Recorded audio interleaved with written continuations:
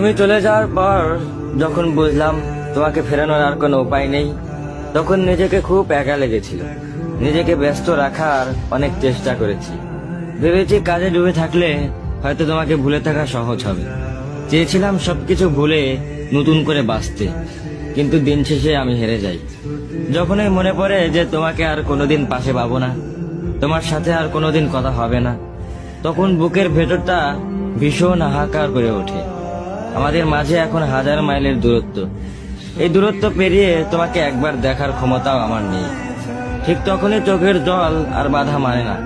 তোমাকে ভোলা আসলে অত সহজ নয়। আমি তো পারিনি, তবে আমার মনে কোনো ক্ষোভ নেই।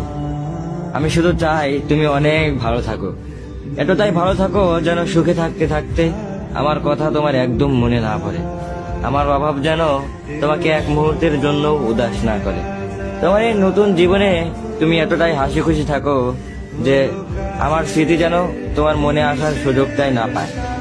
আমি না হয় তোমার দেওয়া স্মৃতিগুলো নিয়েই সারা জীবন কাটিয়ে দেব, কিন্তু তুমি থেকো তোমার মতো অনেক বেশি সুখে।